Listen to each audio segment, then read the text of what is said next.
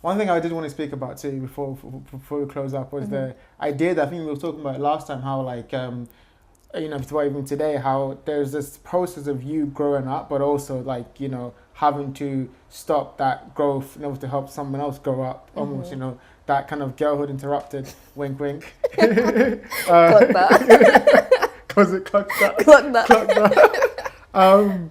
Did you feel like you had to grow up too quickly, or did you kind of take on that responsibility? How was it for you? Or how did you kind of balance it in your mind? I feel like it was both. I feel like I was already more mentally mature, like wiser beyond my years. I feel like in myself always, like I'm 22, but when people speak to me, they think I'm like 30. Do you know what I mean? Like I just feel like my mindset has always been a bit more mature. But I feel like you don't realize that your girlhood has been interrupted until like you look back and you're like, oh wait, I could have gone out. Oh wait, I could have done that. Like, oh wait, my friends are going on holiday, I can't go. Like I have a kid. Like you don't realize it until you start seeing the things that you're missing out on. And I think having to accept that, like, no, this is the chapter that I'm in my life right now. Like, yes, it's temporary. They're only young for so long. Like, I'm only tied to the house for the first 3 years, and then they go to school, and then you have a bit more freedom. But my girlhood, yeah, definitely got stopped in its tracks for sure. I mean, I was only 20, just came into it. I was like, yeah, guys, party, Let's party, go. let's go. Pregnancy. And not even just pregncy, hard birth, hard postpartum. So 2 years out of my life have just been like surviving, truly, like just surviving.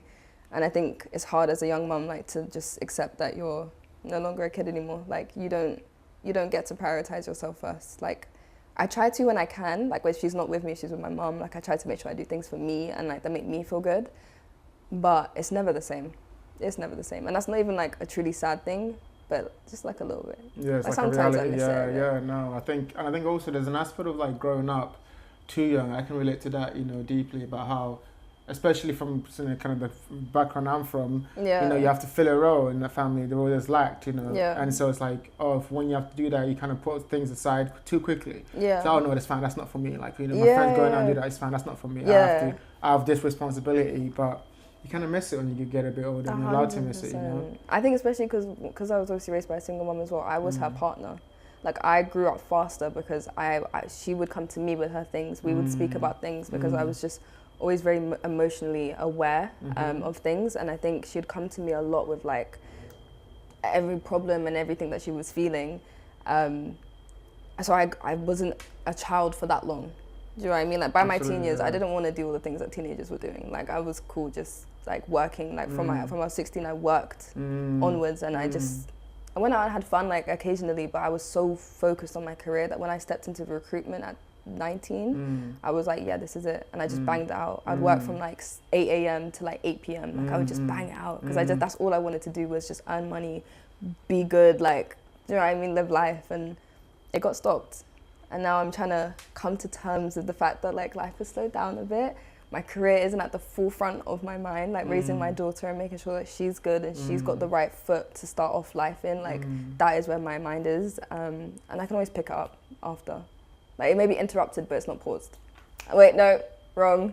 It's not interrupted, but it's not stopped. It's interrupted, but it's not stopped. No, but I think you're right. I think that realization, that kind of thinking on it is so like mature, but also just kind of realistic too. It's like that understanding, like you can grieve it too, but you can also kind of step up. Yeah, you've kind of definitely stepped up in your own mind. It's like, this thing is happening now, but there's a responsibility that I feel that's like more real than because like honestly, like, we look around, like most people are just like lost and purposeless and like you know. So it's like you at least have that purpose. You have something to work, like something to work for. Yeah. Like she is the reason I do everything in life. Like she is everything to me. So I will always make sure that she has everything that she needs, regardless of whether or not I'm good. Like she will always be good. Yeah, it's amazing too to hear your story. You went from like, like hospital beds to now you're like on a cover, like I've seen the pictures. You're like photo shoots of you and Iris. Beautiful. It's like crazy. What does it feel like for you? That's what I want to ask you. What's it feel like for you? Does it feel real to look around you, like literally your life right now in this moment? Sometimes I pinch myself and I'm like, what the hell is happening?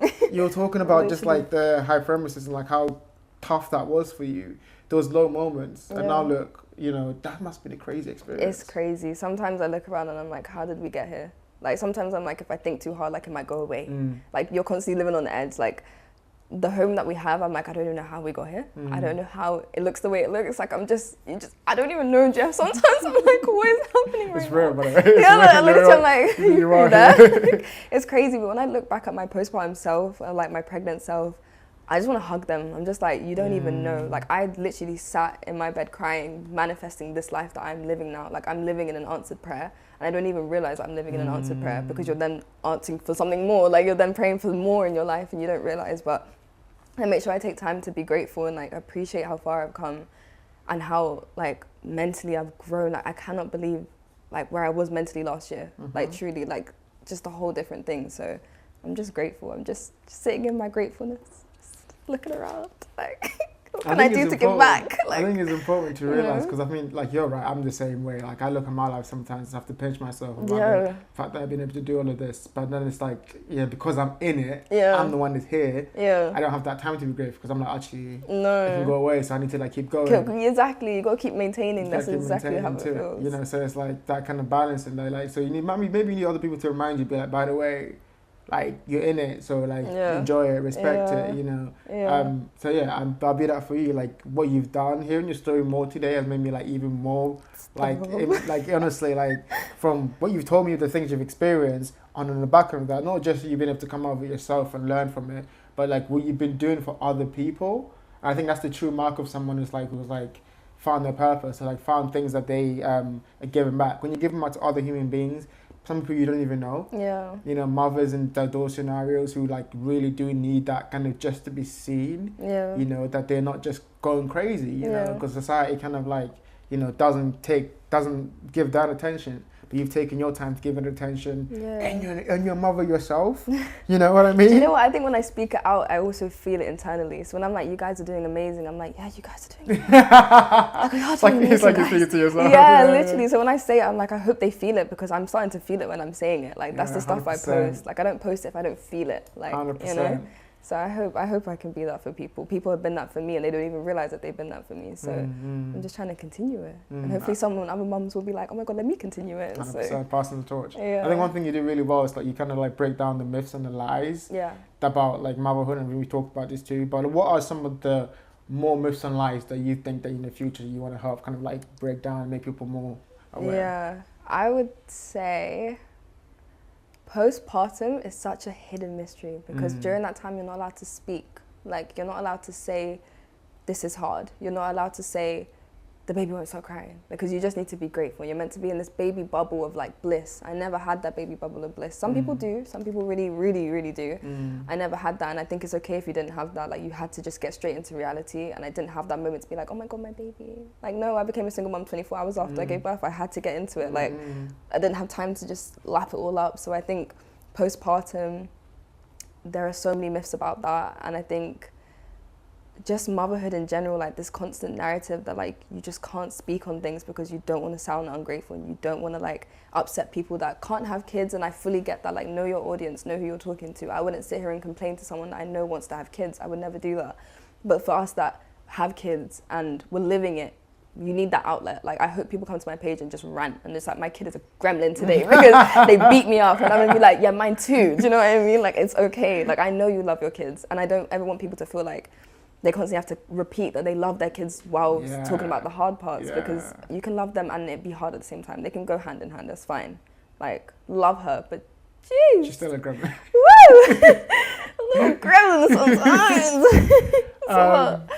Final question. Go. What hope do you have for the future?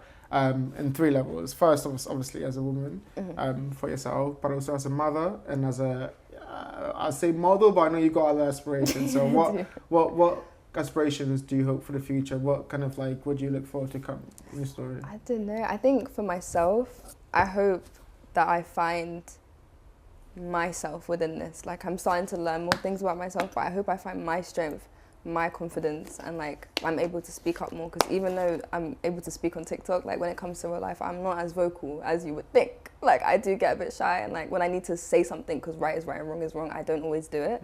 So I hope I just grow within myself and I just accept the new reality every time it changes. I don't handle change very well, so I need to get better at that. And I think as a mom, I just hope that I keep the soft side of myself. I think when you're a single mom, you tap into your masculine energy so much that you forget that you're a woman yourself.